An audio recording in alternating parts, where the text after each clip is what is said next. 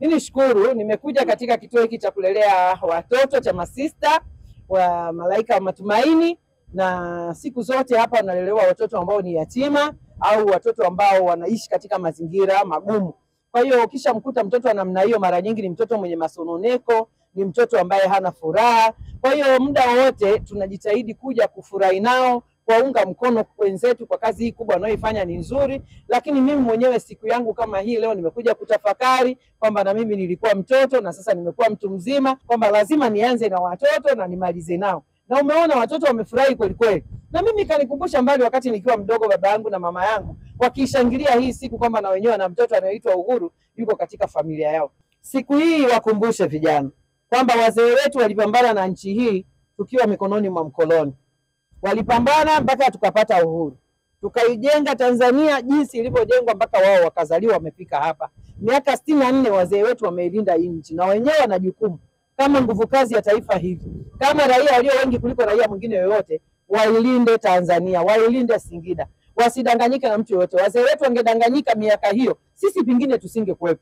Kwa hiyo na wenyewe wana jukumu kubwa la kuilinda nchi yao. Waache kudanganya na mihemko hii wanayoipata kutoka huko duniani. Kila mtu huko duniani analinda nchi yake.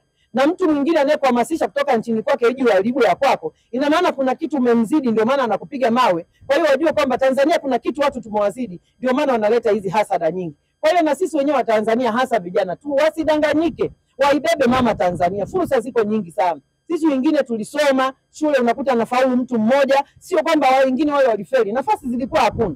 Unasoma anafaulu mtu wa darasa la 7 wawili kwenye shule nzima, lakini sasa hivi kuanzia awali mpaka chuo kikuu vijana wanasoma. Hiyo ndio fursa namba 1 ya vijana. Lakini fursa namba 2, tuna makanisa na misikiti kote. Wanapata huduma za kiroho. Hii ya kiuchumi, na wenyewe wanatakiwa wachangamke moja kwa moja kwa kuangalia kama mazingira anayoishi kuna fursa zipi asichangamkie kama kijana ili aweze kupata maisha yake.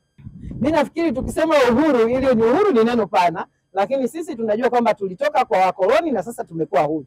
Kwa hiyo hili ni taifa huru. Sisi wajibu wetu ni kuhakikisha kwamba uhuru na kazi tunasonga mbele. Tuko huru sasa, tuzidi kusonga mbele kwa kuchapa kazi, tuwe na maendeleo makubwa ya kijamii, maendeleo makubwa ya kiuchumi, lakini maendeleo ya mtu mmoja mmoja na maendeleo ya taifa letu. Na namshukuru Mwenyezi Mungu.